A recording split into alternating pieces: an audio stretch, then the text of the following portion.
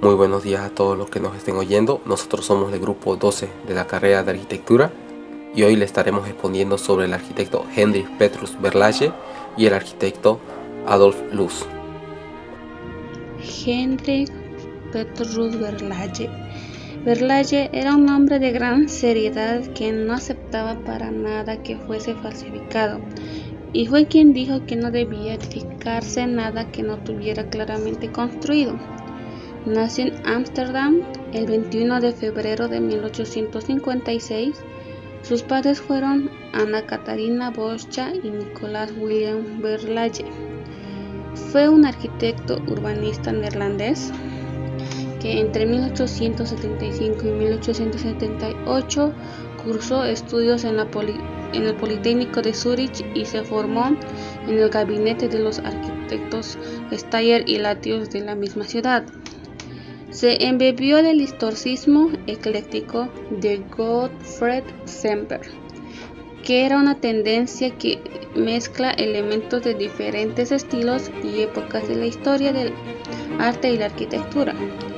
Nacido en Francia y rápidamente exportado por toda Europa, Rusia y luego a Estados Unidos. Tras una primera experiencia laboral en Frankfurt, Verlaje realizó un viaje de estudios por Italia y Alemania y en 1881 se estableció en Ámsterdam, donde abrió un despacho profesional junto con Teodoro Sanders, con quien participó al concurso para la construcción de la sede de la Bolsa de Ámsterdam en 1885 y en el concurso de 1886 para la restauración de la fachada de la Catedral de Milán. Sus teorías y sus escritos influyen de forma notable en la Europa. Verlaje predicó una especie de paralelismo entre los componentes objetivos y subjetivos del proyecto, así como entre métodos y opciones formales.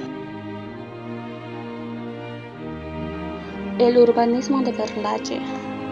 Su experiencia como urbanista se convierte en lo más importante y rica para el futuro, debido en parte a la aplicación de una ley general holandesa de 1901. En ella se distinguen las diversas escalas del proyecto: plan general, plan parcial y proyecto arquitectónico.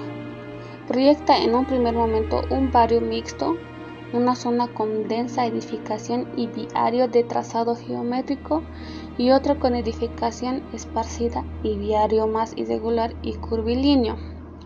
La unidad ambiental, tan deseada en estos momentos en Holanda, se consigue con el uso de una misma unidad arquitectónica, construcciones de gran superficie ocupando una manzana entera con jardines al interior y usando también los mismos materiales como el ladrillo, que se convierte en el más usado de la arquitectura holandesa. La arquitectura de Verlaje. El mejor ejemplo de esta nueva vía estilística y cultural es el enorme edificio de la Bolsa de Ámsterdam, una obra maestra de Verlaje que marcó el inicio de la renovación de la arquitectura holandesa. Su construcción, que no fue definitivamente confiada hasta 1897, se llevó a cabo en 1898 y 1903. Este trabajo le procuró un merecido reconocimiento a nivel nacional, pues representaba no solo una convincente alternativa holandesa al modernismo belga e internacional, al sustituir el naturalismo orgánico de este último por un lenguaje decorativo sencillo y de formas semi-abstractas, sino sobre todo un nuevo método de diseño orientado a revalorizar la naturaleza estructural de la obra arquitectónica.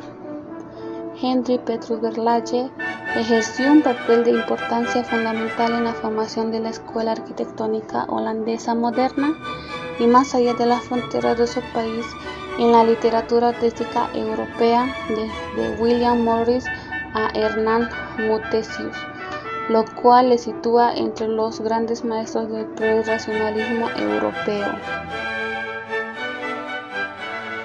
Concepto de forma de Verlaje. Verlaje, ya en 1905 y tal vez influido por la estética alemana, Va a ser el primer arquitecto que considera la arquitectura como el arte en el espacio, y a partir de esta constatación intentará definir que para él el espacio en arquitectura, según Verlalle, el espacio debe ser proporcionado y debe mostrar sus proporciones en el exterior. El objetivo de la arquitectura es la creación de espacio y deberá por lo tanto comenzar por el espacio. Para Verlalle, la arquitectura debe crear un espacio proporcionado. Si las teorías clásicas intentan proporcionar geométricamente la forma, la masa o los volúmenes, Verlalle introduce un giro al sustituir la masa por el espacio, un espacio que debe guardar unos criterios de proporción. En definitiva, se trata de aplicar los mismos conceptos de las teorías de dimensiones, proporciones, composiciones, etc., no a la materia sino al espacio, un espacio que se convertirá así geométricamente proporcionado. Y para conseguirlo, para Verlalle propone la aplicación de unos principios. En primer lugar, la identificación entre geometría y espacio, un espacio entendido como un vacío, en suma, un espacio vacío geométrico. En este concepto, el muro como elemento cierra ese espacio vacío geométrico, adquiere un valor singular. Esto implica proyectar de dentro hacia afuera, desde el interior hasta el exterior, o sea, primero proyectar el espacio geométricamente proporcionado y luego proyectar su límite, el muro. Es pues un proceso inverso utilizado para la arquitectura clásica y académica. Según Verlalle, el espacio o los espacios se manifiestan exteriormente como un complejo de paredes de mayor a menor composición. Y por último, Verlalle defiende que el espacio es social porque en él se pueden desarrollar actividades que resuelven necesidades sociales. Orden. Verlalle busca para la arquitectura de su tiempo la sensación de tranquilidad, de orden y de reposo que para él transmite la arquitectura antigua frente a la sensación de inquietud que percibe en las obras naturales. Para él es necesario recuperar ese reposo, ese que encontrábamos en el arte de otras épocas. En este concepto de estilo se entiende como la búsqueda de un orden reconocible en todos los objetos o, en palabras del propio Verlalle, como unidad en la pluralidad. Para Verlalle, todo nuestro entorno debería reflejar el espíritu de su tiempo, lo que incluía las necesidades prácticas de la vida moderna y la utilización de las modernas técnicas de producción. El propio Oud reconoce otra deuda con Verlalle. El maestro holandés fue el primero que entendió que los nuevos principios del racionalismo debían extenderse a todos los fenómenos de la vida. Tenía que alcanzar todo nuestro entorno. El racionalismo no podía limitarse únicamente a la arquitectura, sino que debería ser actitud vital. Para Verlalle era labor de la arquitectura liderar la búsqueda de un estilo, de un orden, por lo que en su esquema de colaboración entre las distintas artes plásticas no se contemplaba una relación de igualdad, sino un esquema jerárquico bien definido. Tecnológico y científico. Al igual que toda Europa, el mundo de la construcción se vio nutrido de los grandes avances tecnológicos impulsados por la Revolución Industrial y por la Segunda Revolución Industrial y fomentados por las exposiciones universales. A partir de esto se fomentó el uso de nuevos materiales como el acero, el vidrio y el concreto armado, inventado por Francois Houwelingen en 1892. Petrus Verlalle fue el arquitecto pionero holandés en utilizar estos materiales y sistemas constructivos en su país. Las obras más destacadas que tiene Verlalle tenemos entre ellos la Bolsa de Comercio de Ámsterdam, que se encuentra ubicado en Europa, en los Países Bajos, limitando por el sur con Bélgica, por el este con Alemania y por el norte con el Mar del Norte. A nivel de Países Bajos se encuentra ubicado en Holanda septentrional, una de las 12 provincias que conforman dicho país. Dentro de esta provincia se ubica la ciudad de Ámsterdam. La Bolsa de Comercio de Ámsterdam se construyó en una época de cambios que influyeron desde los aspectos sociales como la difusión de nuevas ideas de la bella época o la gran diferenciación entre los burgueses y el proletariado después de la Revolución Industrial. Aspectos económicos como la depresión económica de 1873 a 1896, que significó un renacer del capitalismo.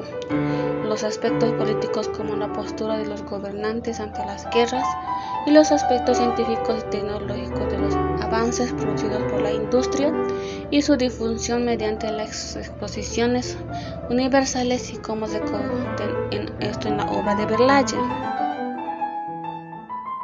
Análisis funcional. La Bolsa de Comercio de Ámsterdam se divide básicamente en tres espacios principales rectangulares destinados a la Bolsa de Comercio, que tiene una dimensión de 1.710 metros cuadrados, la Bolsa de Valores de 825 metros cuadrados y la Bolsa de Cereales de 800 metros cuadrados. Son también los que cuentan con mayor altura y son la base de organización del edificio.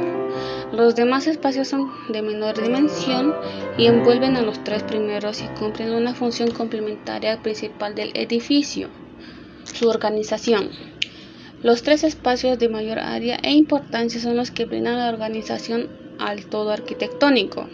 El primero se ubica sobre el acceso principal, es el más grande y se ve rodeado por pequeños espacios modulares destinados a oficinas. Los otros dos se ubican sobre la parte posterior del edificio, presentando oficinas sobre solo uno de sus laterales. Dichos salones se ven unidos por una galería ubicada en la zona central del edificio, que a la vez funciona como acceso secundario. A la par de esta encontramos un gran local, separando a la sala de bolsa de comercio de las otras dos, en donde funcionan en conjunto con otros espacios similares, ubicados sobre el extremo posterior. Detrás de las salas que albergan la bolsa de cereales y comercio, la cámara de comercio, la dirección, los espacios de representación, las oficinas, etc. Como se ve en la imagen, ahí se muestra en el plano de planta donde se ubican las tres áreas principales, como la bolsa de comercio, que está representado en azulcito, la bolsa de valores en rojo y la bolsa de cereales en verde.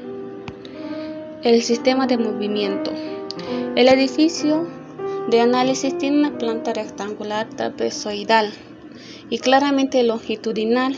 Su ingreso principal está marcado por una plaza y la icónica torre de reloj. Sin embargo, cuenta además con ingresos secundarios dispuestos en tres fachadas restantes del edificio. Los tres patios principales actúan también a la vez como hall, que reparte hacia los espacios que lo rodean, y en ellos están conectados a través de una galería ubicada en la zona central del edificio, y actúa a la vez como un ingreso para ellos. El sistema de movimiento para el acceso hacia los niveles superiores está dado por circulaciones verticales, las cuales se encuentran también cercanas al ingreso secundario. En estos demuestra las inclinaciones racionalismo con que se diseña el arquitecto Henry Petrus Verlaine.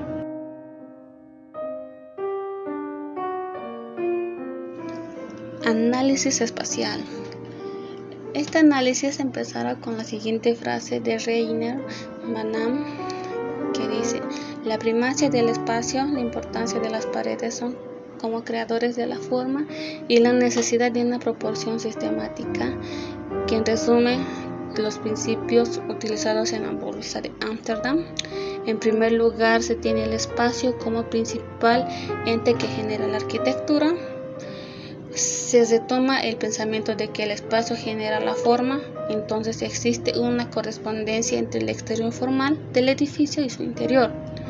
Se toma como una envoltura del espacio, idea también planteada por Viollet-le-Duc. Entonces los muros no son más que elementos que delimitan el espacio.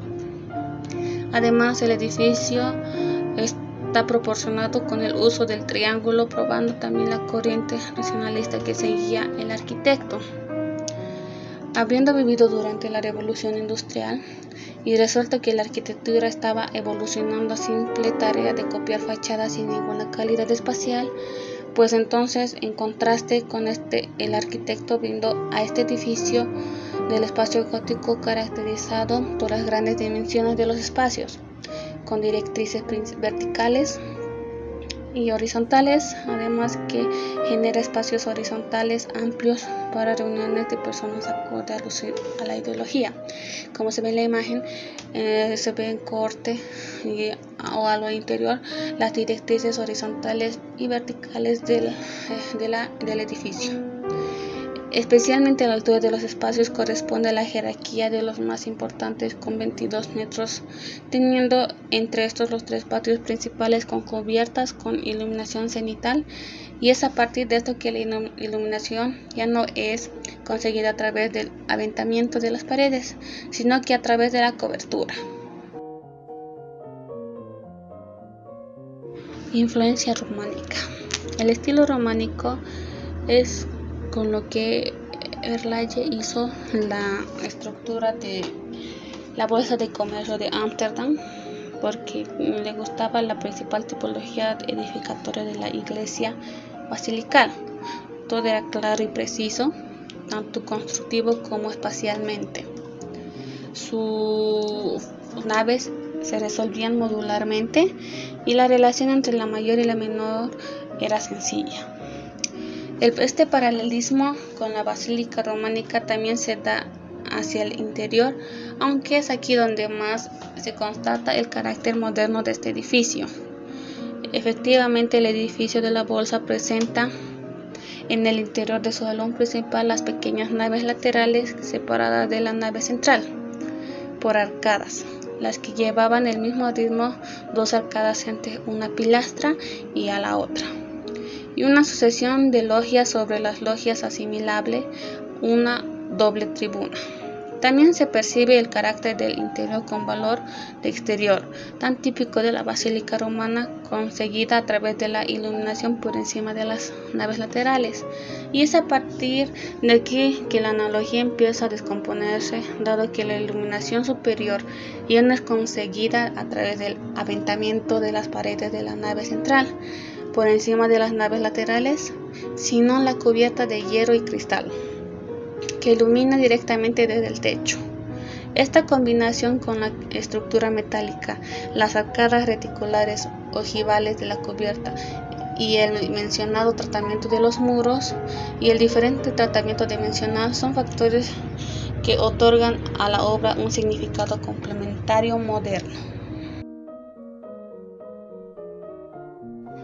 Para la construcción de la Bolsa de Comercio de Ámsterdam, Verlalle utilizó los materiales tanto para el interior como el exterior, materiales tradicionales, como piedra y el ladrillo de una forma nueva, sin revestimiento, empleándolos según sus características y función del edificio.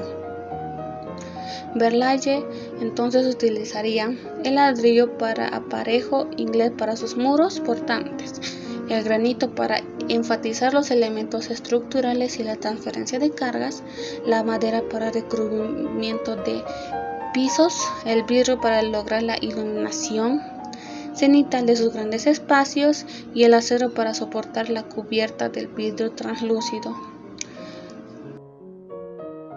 Entre sus otras obras que tiene Verlalle tenemos el pabellón de Casa de San Hubertus, que se encuentra en los Países Bajos. Este monumental edificio fue construido entre 1914 y 1920 con un diseño del mismo Verlalle, que se utiliza el diseño por motivos de la leyenda de San Humbert. El área inmediata, un parque y un estanque con un puente también fueron diseñados por Verlalle. También tenemos el kiosco en La Haya, la Iglesia del Cristo Científico, Seguros de Nederlanden, Museo Municipal de La Haya, el edificio de oficinas en Ámsterdam, el edificio de oficinas en La Haya, Unión de Trabajadores del Diamante Ámsterdam. Prácticamente solo realizó viviendas y pequeñas oficinas. Verlalle, personalmente muy afín a la Escuela de Ámsterdam, se caracterizó por su insaciable curiosidad y receptividad a las posesiones artísticas ajenas. Adolf Loos fue un arquitecto austriaco nacido el 10 de diciembre de 1870 y fallecido el 23 de agosto de 1933. Cursó estudios en la Escuela Profesional de Reichenberg y en la Politécnica de Dresde. En la ciudad de Chicago trabajó como albañil, entarimador y delineante. Posteriormente realizó obras en diversos países de Europa, tales como Austria, Francia, y en Viena comienza a ejercer como arquitecto municipal, trabajando en el Ministerio de Vivienda. Adolf Loos nació en Moravia. Tenía solo 11 años cuando murió su padre, cantero de profesión. Fue un niño rebelde que fracasó en varios intentos de ingresar a la escuela de arquitectura, accediendo entonces a la Escuela de Artes y Oficios de Reichenberg, en Bohemia. Entre 1890 y 1893 asistió a la Escuela Politécnica de Dresde, sin lograr el título de arquitecto. En 1893 viajó a Estados Unidos para visitar la Exposición Universal de Chicago, permaneciendo 3 años en aquel país, durante los cuales desempeñó diversos trabajos, desde lavaplatos hasta periodista. Su estancia en Estados Unidos y el contacto con la cultura anglosajona le causaron una profunda impresión en la que posteriormente influiría sus decisiones y criterios estéticos. En 1896 volvió a Viena tras pasar por Londres y París. Establecido en Viena, comienza a trabajar como un arquitecto en esa ciudad. En 1899 revolucionó la arquitectura vienesa con la construcción del Café Museum. En 1908 escribió un famoso artículo denominado Ornamento y Delito, en el cual proclamaba una evolución estética que prescinde del adorno y el ornato. Al finalizar la Primera Guerra Mundial, el primer presidente checoslovaquio, Tomás Masaryk, le concedió la nacionalidad checa. Poco después, en 1921, fue nombrado arquitecto jefe del Ayuntamiento de Viena, puesto del que dimitió en 1924, tras lo cual viajó a Francia, donde residió los siguientes 5 años. Periodo arquitectónico. Fue el primero del movimiento moderno que preconizaba la desornamentación y la ruptura con el historicismo, siendo considerado uno de los precursores del racionalismo arquitectónico. A raíz de sus postulados polemizó con los modernistas, que formaban la denominada Secesión de Viena, y que sostenían un punto de vista antagónico de la arquitectura. Estuvo en contacto con la vanguardia artística europea de la época, como Schönberg, Kokoschka y Tristan Tzara.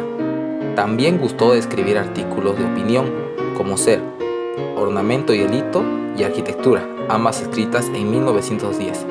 Este arquitecto era conocido por ser muy duro con sus críticas. Su arquitectura. Su arquitectura es funcional y tiene en cuenta las calidades de los nuevos materiales, como deja patente su teoría del revestimiento. Para Loos, la arquitectura es distinta de las artes aplicadas, es la madre de todas ellas. El resto de las tipologías arquitectónicas deben ser funcionales y prescindir de ornamentación. Él mismo financió una revista, Des Andere, lo otro, en la cual expuso sus ideas. La arquitectura de Loos incorpora 2 rasgos del espíritu moderno: el dinamismo y la simultaneidad. Loos organiza los espacios de su vivienda con una fuerte teatralidad. La casa se hace con una suma de escenarios simultáneos puestos en relación por juego de escaleras múltiples y aperturas visuales. La acción de subir o bajar una escalera introduce el dinamismo del que prescindía la casa burguesa del siglo XIX.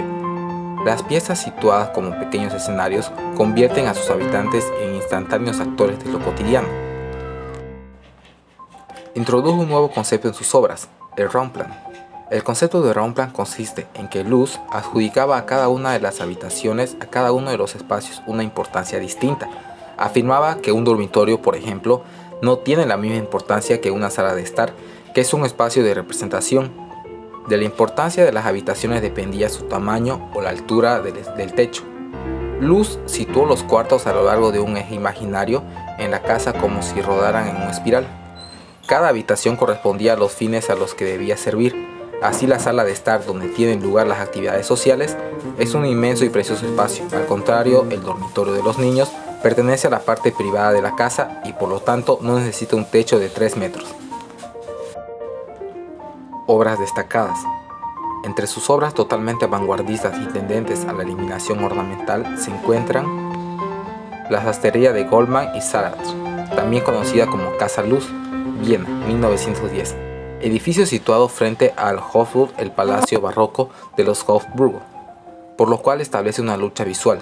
Este edificio es uno de los exponentes del modernismo. Los 3 primeros pisos están recubiertos con mármol y sastrería, y en los siguientes se da una fachada completamente lisa.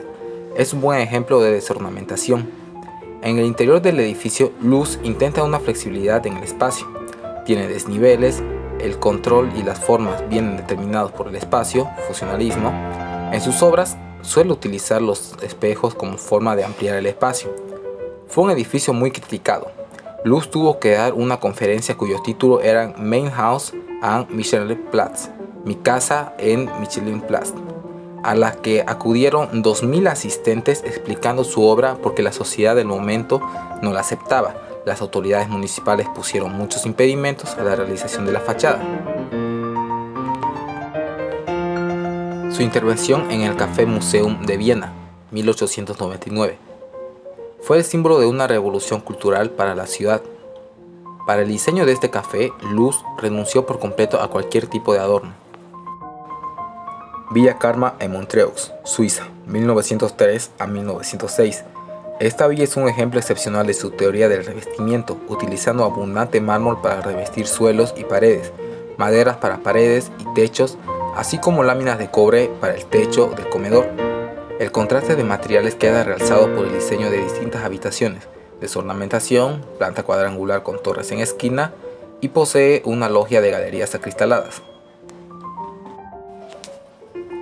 La Casa Steiner de 1910 en Viena. En la Casa Steiner se da un importante juego geométrico con terrazas escalonadas. Carece completamente de desornamentación exterior. La cubierta es un cuarto de circunferencia. Presenta simetría y frecuentes desniveles, y la desnudez de la fachada se cubre con vegetación. Casa Tristan Tzara, 1926. Fue diseñada para un escritor francés de origen rumano, Tristan Tzara. Presenta fachada de 5 pisos, está dividida en 2 partes simétricas, la inferior acabada en piedra y la superior revocada. Grandes muros con ventanas relativamente pequeñas le dan una presencia casi cultural. Se limita solo al revestimiento de los pilares con planchas atornilladas de madera contraplanchada. Proyecto de casa para Josephine Baker, 1927. Proyecto no realizado de casa en esquina para la cantante y bailarina norteamericana Josephine Baker, en París, recubierta de tiras de mármol negro y blanco. Luz era un gran aficionado al baile, su segunda esposa era bailarina, había conocido a Baker en 1926, diseñó esta casa como un homenaje a la bailarina. Casa Moyer, Viena, 1927 a 1928. Esta casa cuenta con una fachada aparentemente desordenada, se da una simetría bilateral, tiene un interior laberíntico y hay desniveles. Casa Muller, Praga, 1930. En esta casa no hay orden ni simetría. Esta misma influiría mucho en Le Corbusier. Empleo de la cubierta plana y del cromatismo en las cristaleras. En el interior se puede ver parámetros lisos y bancos adosados. Historia y arquitectura de Villa Karma. Introducción. En enero de 1903, Theodor Biff, profesor de filosofía, confió a Adolf Luz la reforma de su villa Malaire, situada a orillas del lago Lehmann. En diciembre de 1903, Luz viajó por primera vez al lugar donde se realizaban las obras. Al edificio existente, 14.5 por 11.5 metros, se le añadió una planta y se amplió 3.5 metros por 3 de sus lados. Las obras se interrumpieron varias veces y por un corto periodo de tiempo el arquitecto vienes Max Fabiani asumió el proyecto. A fines de 1906, Luz abandonó el trabajo de la Villa Karma debido a discrepancias con el cliente. El arquitecto croata Hugo Ehrlich fue quien acabó definitivamente el proyecto. A pesar de las condiciones desfavorables, esta casa puede considerarse como una de las obras más tempranas y más importantes del arquitecto. Fue su primer gran proyecto a sus 33 años. Ubicación. La Villa Karma se sitúa en Rue du Lac, número 352, con vista al lago Lehmann en Clarence, Cantón de Vaud, cerca de Montreux, Suiza. Concepto. La sutil utilización de las propiedades características de los diversos materiales ya muestra su arquitectura innovadora. Esta vía es un ejemplo excepcional de su teoría del revestimiento, según la cual los componentes constructivos de la casa se revisten a través de la arquitectura. Descripción.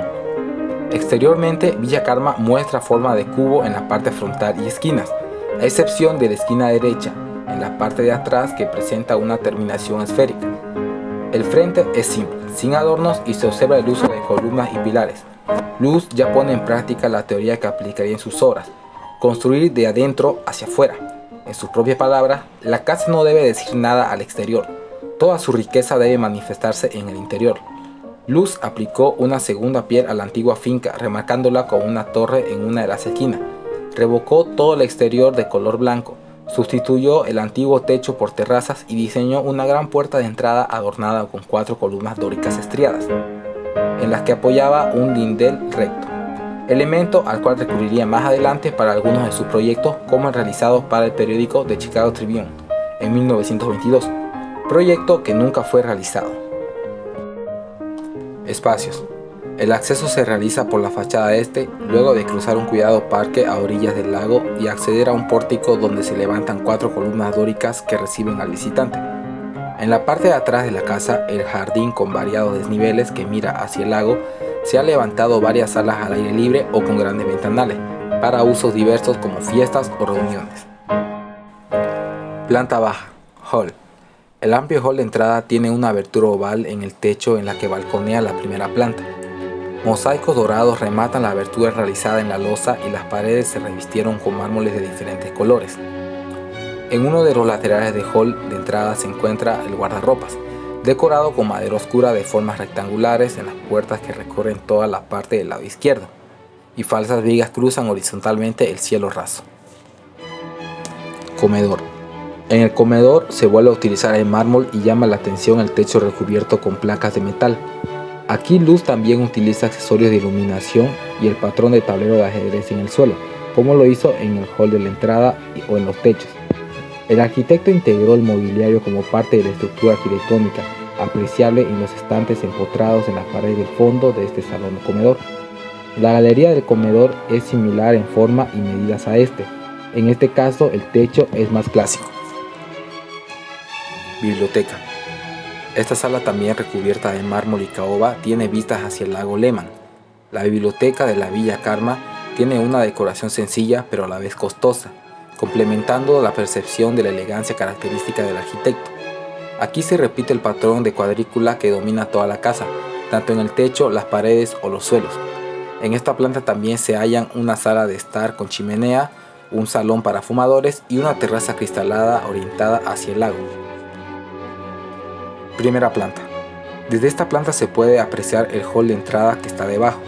Una barandilla de madera rodea este espacio abierto. En esta planta existe una amplia sala de música justo encima del salón comedor y del salón de fumadores de la planta inferior. En ella nacen escaleras que conducen a los aposentos privados del dueño de casa y de la planta segunda. En esta planta también se encuentran habitaciones privadas, algunas de ellas con terraza, un gabinete para la señora de la casa y el famoso cuarto de baño de mármol negro. Baño principal. Una de las salas que más llama la atención en este proyecto es el cuarto de baño principal, en la cual el clasicismo aparece a través del mármol negro veteado de blanco, las puertas de bronce y las columnas también de mármol. No solo la utilización de los materiales atrae la atención, sino también su enorme tamaño.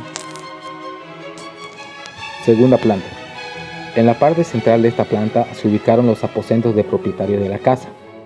Se accede a ellos a través de las escaleras que nacen de la sala de música, satisfaciendo así de este modo el deseo de tener un acceso secreto. Esta habitación carece de aberturas directas al exterior y recibe luz externa indirecta únicamente por una estrecha ventana cubierta por una cortina. En esta planta también hay un salón con chimenea desde cuyos ventanales se aprecia el paisaje y una azotea jardín. Materiales. Aparte de la fachada principal de revoque liso con 4 columnas dóricas, toda la riqueza de la casa se encuentra en el interior. Uso abundante de mármol para revestir suelos y paredes, maderas para paredes y techos, así como láminas de cobre para el techo del comedor. Dichas riquezas se observan especialmente en los cuartos de baño, uno de mármol blanco y otro de mármol negro. El empleo de las propiedades de los materiales, como la superficie y el color, por ejemplo, se deben considerar en relación con el contexto histórico-cultural. No es el ornamento, sino el material quien define la superficie de la arquitectura. En contraste de materiales queda especialmente realzado por el diseño de las distintas habitaciones. En la entrada oval, las superficies blancas, negras y rojas del mármol se oponen al mosaico dorado del techo. En la biblioteca, en el mármol veteado y en el blanco y negro se combinan con paredes de madera de caoba y techos revocados en blanco. En el comedor, las paredes revestidas de mármol blanco desembocan en un techo de cobre. Villa Muller. Introducción. Finalizada en el mismo año que la Villa Savoye de Le Corbusier, la Villa Muller fue encarada a Adolf Loos por el empresario Dr. Muller-František y su esposa Milada, propietario de una empresa de construcción pionera en el uso de hormigón armado, por lo que la casa iba a ser una vitrina de especial relevancia. Por recomendación del arquitecto Karel Lotta, Mr. Muller encarga el diseño de la villa a Adolf Loos, con quien Lotta había trabajado en varios de los proyectos realizados en Pilsen. Lotta ayudó en la realización del proyecto y en la elaboración del diseño espacial, como lo atestigua un contrato firmado por los arquitectos en lo que se especifica la colaboración entre ambos en dicha obra. Loos diseñó los interiores, incluyendo en sistemas de alumbrado y en algunos de los muebles no empotrados, y fue una de estas casas donde mejor pudo expresar su idea de Rundplan. La severidad de la fachada externa, compuesta con un refinado equilibrio de simetría y asimetría en las aberturas de las ventanas, contrastan con la noble elegancia de los interiores, incluso en los espacios aparentemente secundarios. Ubicación. La villa se encuentra en la zona de Střešovice, Praga, una de las zonas residenciales más exclusivas de la capital de la República Checa, al noroeste del centro sobre un solar con pendiente y vista al casco antiguo de la ciudad. Concepto. La composición de los espacios interiores, principalmente residenciales, se basa en el pensamiento arquitectónico del todo singular de Adolf Loos, en el principio de la estructura espacial del plano, el llamado Rundplan, el cual se plasma, entre otras cosas, mediante la comprensión de Loos de la economía y funcionalidad que aplica en su diseño para la vivienda social. Villa Muller es la definición de casa moderna según Loos, en una época en la que los ricos y progresistas industriales fueron la fuente de las comisiones modernistas. Sin duda un ejemplo perfecto de la revolución que supone su trabajo. En ella se aprecia cómo rompe con la clásica ordenación vertical de los pisos y crea habitaciones a varias alturas y espacios únicos, unidos por escaleras y elevadores, estos alrededor de un eje imaginario. Espacios. Los movimientos dentro de la casa evitan el centro. Se entra a una habitación por un lado y se suele salir por otro sin que ello entorpezca la circulación. Sus ambientes se entrelazan a través de esta asimétrica simetría, constantemente desafiadas por los desplazamientos de quienes habitan la villa. Para facilitar la vida de los habitantes de la casa, además de numerosas escaleras, la vivienda cuenta con un ascensor. Exterior. La vivienda se encuentra rodeada por un sólido muro de ladrillo visto rematado con rejas metálicas, con una entrada oculta a la vista hasta que a medida que nos acercamos aparece hundida en el porche de colores oscuros. Mirada de frente, la entrada de coche se ubica a la derecha de la casa. Desde afuera se puede apreciar la irregular distribución de las ventanas, que corresponde con las habitaciones. Como ya es característico en las obras de Loos, en el porche de entrada cuenta la simetría como un elemento compositivo. La puerta de acceso a la vivienda está desplazada hacia la izquierda. En el centro hay una amplia banca y en el lado derecho una puerta trampa por donde se permite el ingreso de leña y el carbón, esta última puerta un tanto oculta y elevada. Interior. Fue en la planificación espacial interior donde Loos fue más innovador. Villa Muller es, a juicio de Loos, su mejor aplicación de la ordenación en espacios o Rundplan. Mi arquitectura no es concebible por dibujos, sino por espacios. Yo no dibujo planos, fachadas o secciones. Para mí, la planta baja o primer piso no existen. Solo hay espacios continuos e interconectados, habitaciones, pasillos y terrazas. Cada espacio necesita una altura diferente. Estos espacios están conectados de manera que el ascenso y descenso no solo sea imperceptible, sino también funcional. Zaguán. Este es pequeño y de color verde oscuro. Las conexiones del servicio se disponen lateralmente con el fin de no interrumpir el eje visual que desemboca al recibidor. La entrada se abre en un amplio guardarropas con paredes blancas y una gran ventana, siempre en el mismo nivel. Al fondo, una modesta escalera que gira en ángulo recto conduce hacia la sala de estar del segundo piso, desembocando entre pilares de mármol en una amplia sala de doble altura. Estructura. Debido a las dimensiones de la obra y a la discontinuidad de la estructura provocadas por el vacío central del hueco de escalera, los primeros pilares pensados en los proyectos preliminares fueron reemplazados por una concepción estructural más compleja. Los pilares comunes fueron reemplazados por 4 columnas de concreto repartidas en una jaula rectangular alrededor de un eje central. 2 de estos pilares cuadrados afloran en el salón, los otros 2 están ocultos a la vista, uno integrado en el hueco del elevador y el otro en el espesor de la pared. Materiales. El diseño espacial fue finalizado con lujosos acabados de mármol o piedra, como la piedra travertina utilizada en el exterior de la entrada, maderas y sedas combinando el innovador diseño arquitectónico con la concepción cultural que la clase media alta tenía de sí misma. En el salón principal utilizó mármol cipolino jaspeado en verde para revestir paredes y columnas, madera de caoba en el comedor, baldosas de Delft en la biblioteca y madera de limonero para el gabinete de la señora. Y con esto finalizamos nuestra exposición sobre el arquitecto Hendrik Petrus Verlaje y el arquitecto Adolf Loos. Espero que les haya gustado, que haya quedado todo claro y tengan una excelente tarde. Adiós.